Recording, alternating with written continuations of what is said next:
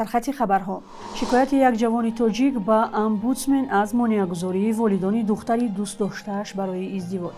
وزارت مدافع تاجیکستان از اجرای قریب 90% نقشه دعوت به ارتش خبر داد و مقامات روسیه میگویند جنایتکاری در میان مهاجران کاهش یافته است.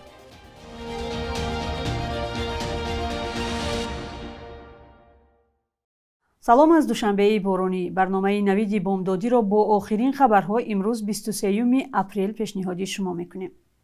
یک جوان تاجیک با مراجعت به وکالتدار حقوق انسان از آن شکایت کرده است که والدان دختری دوست داشته‌اش او را اجباراً به کسی دیگر به شوهر دادن می‌خواهند. وی گفته است می‌خواست با دختر عائله بنیاد کند ولی نزدیکان دختر ضد اینند. این حالت را امبودسمن تاجیک در گزارش مخصوص خود عاید به وضع رعایت حقوق، برابری و برهم دادن همه نوع‌های تبعیض نقل کرده است. در گزارش که سال روان نشر شد آمده است وکالتدار با جلب کارمندان حفظ حقوق با والدان دختر صحبت و آنها را از پیامدهای قانونی نقض برابر حقوقی شهروندان آگاه کردند. بعد از دخالت مقامات جوان با دختری دوست داشته‌اش ازدواج کرده است. امبودسمن تاجیک در پی از مانع‌گذاری شخصان سیوم به ازدواج زن و مردانی که به سن نکاحی رسیدند نگرانی کرده است. در گزارش آمده است که هرچند طبق سرقانون مردان و زنان در این سن حق انتخاب و ازدواج آزاد را دارند، اما به گفته او گویا شخصان سوم در این مورد قانون را زیر پا می‌کنند. در مجموع در سال 2025 15 نفر به وکالتدار حقوق انسان از تبعیض و نابرابری شکایت کردند. در روسیه میزان جنایتکاری از سوی شهروندان خارجی یکباره کاهش یافته است. در این باره وزارت کارهای داخلی خبر داده است. به اطلاع این نهاد در 3 ماه سال روان مهاجران 40% کمتر جنایت صادر کردند. مقامات روسیه سبب را به پرزور شدن نظارت از بالای مهاجران و استفاده از تکنولوژی‌های رقمی ربط می‌دهند. مسئولین وزارت کارهای داخلی روسیه از جمله راه‌اندازی ضمیمه امینه را یکی از عامل‌های کاهش جنایت خواندند. این در حالی است که مهاجران پیوسته از مشکل در استفاده و ثبت نام خود طریق این ضمیمه شکایت می‌کنند. در گزارش آمده است که ساخته‌کاری حجت‌ها در ولایت مسکو تقریباً 77% کاهش یافته است. طبق اطلاع پلیس روسیه جنایت‌های وزنی از سوی مهاجران 44% و قاچاق مواد مخدر بیش از 60% کم شده است. قبلا مهاجران زیاد مخصوصاً راننده‌های تاکسی از آن شکایت می‌کردند که با تهمت این جنایت بر سرشان بار کرده می‌شود. با گفته حامیان حقوق با این راه مامورین پلیس مهاجران را به امضای قرارداد با وزارت دفاع مجبور می‌کردند. مقامات انتظامی تاجیکستان یک کارمند وزارت کارهای داخلی را در پیگرد قرار داده است. طبق اطلاع دریافتی نسبت محمد عظیم قاسمی کارمند بلند مقام شعبه کارهای داخلی شهر خوجند پرونده جنایتی باز شده است، ولی وی تقریباً 4 ماه باز به تفتیشات حاضر نمی شود. بنابراین او از سنه 8 ژانویه سال 2026 در پیگرد رسمی قرار داده شده است. پیوندانش میگویند در کجا بودنش را نمیدانند. چندین ساکنان شهر اسفاره نسبت عملهای غیر قانونی این کارمند بلند مقام وزارت کارهای داخلی در ولایت سوخت شکایت برده بودند. به گفته برخی از صاحبکاران و کارمندان دولتی، محمد عظیم قاسموف هنگام فعالیتش در شعبه کارهای داخلی اسفاره نسبت آنها آزار و شکنجه و طمع‌جویی را روا دیده است. پیوندانش میگویند بعد بازپرسی وی در شهر دوشنبه قرار داشت. طبق اطلاع دریافتی رجای آزادی نسبت محمد عظیم قاسمی روز 11 نوامبر سال 2025 پرونده جنایتی باز شده است. در گذشته چند مورد مجازات شدن منصبداران در شهر اسفاره با گمان ویران کردن قانون رسانه‌ای شده بود. و در این قسمت برنامه گزارش داریم درباره نمکسنگ‌های طبابتی در ولایت ختلان.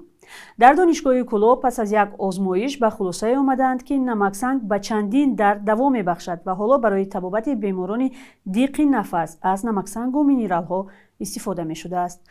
تفصیلات در گزارشی همکاران ما.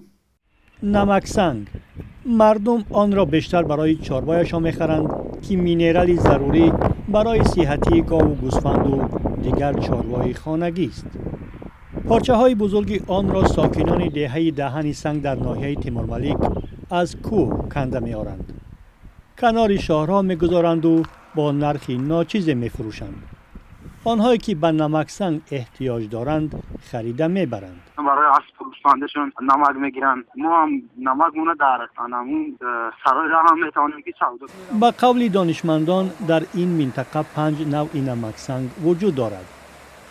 دانشمندان دانشگاه طبی ختلان آن را تشخیص کردند تا ببینند که برای معالجه کدام دردها مفیدند. نمک سرخ شنیده باشید اگر از همون دای نمک همون گفتن که خاصیت شفایی دارد. ما باید بردن آزمایشگاه شهر دوشنبه و تحلیل کردیم، آنالیز کردیم همه طرفا. همیشه معاین گشت که در ترکیب این نمک سرخ و فرقیت از دیگر نمک ها کلسی، کلی و سولفور و آهن بسیارتر بوده است با مراتب. حالا در نزد دانشگاه درمانگاه تشکیل کردند که در آنجا با استفاده از نمک سنگ و مینرال ها بیماران دیق نفس و دیگر دردها را معالجه میکنند. بسیارتون میدونید که در کوه خوجمومی در بلندی نزد یک مزار بود، یک غار است اونجا. مردم خودشون همجا رفته نفس میکشن، در داخل همون غار میدرن نفس میکشن برای بیماری دیق نفس و همیشه مشاهده میکنن که فایدهش بسیار بلند است. ما همیشه شرایط گیم برای نفس کشیدن نمک در همین درمانگاه خودمون تشکیل کردیم. در منطقه کولاب 3 کوه نمک موجود است. کلانترین یان کوه خواجه مومن در ناحیه های واسع و همدانی جایگیر است. کارخانه های کارکرد نمک نیز آنجا هست. بیشتر نمک استعمالی استحصال میکنند. نمک سنگ های کوه خواجه سرتیز و دهنی نمک را بیشتر برای چاروا میبرند.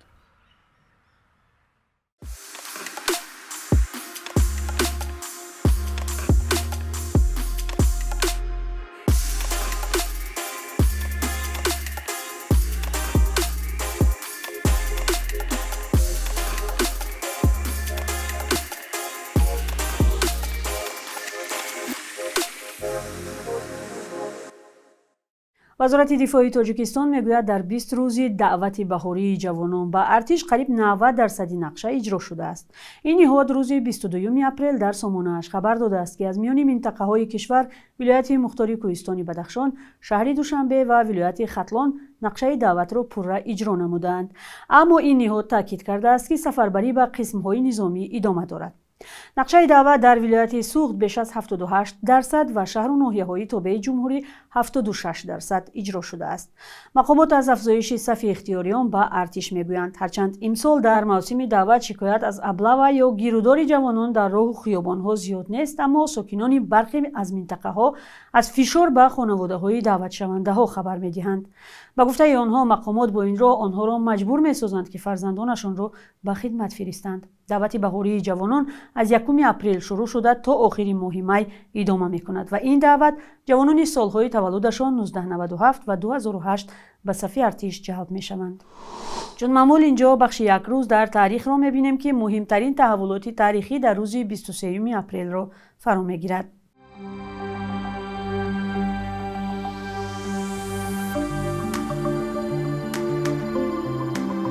23 اپریل سال 2007 در سن 76 سالگی سابق президенти روسیه бориس یلتسین درگذشت. یلتسین از پیشواهای نیروهای دموکراتی روسیه و یک نماینده واقعی مردم بود که بعد پاشخوری اتحاد شوروی در انتخابات پرزیدنتی برنده گردید و آزادی‌های زیادی را در این کشور فراهم نمود.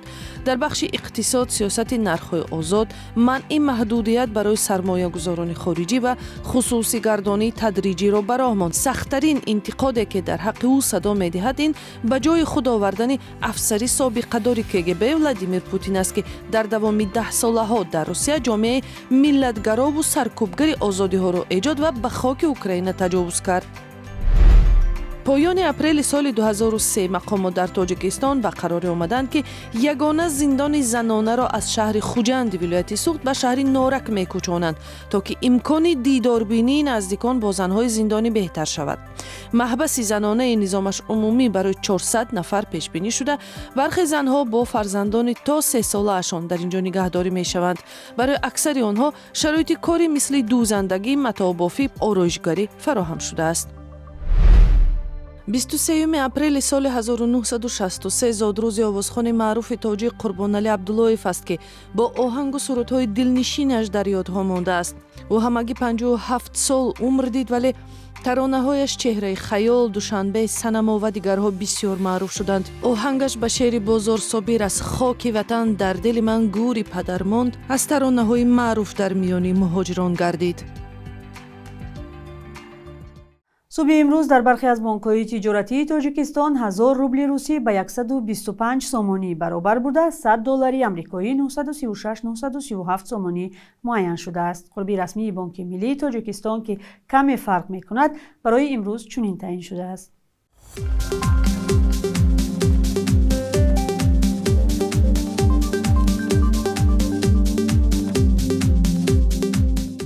бинандаи азиз, сипос ки то ин лаҳзаи барнома бо мо будед. хабарҳои дигарро дар идомаи рӯз аз сомонаи радиои озодӣ ва сафҳаҳои мо дар шабакаҳои иҷтимоӣ пайгирӣ кунед. хайр, то фардо.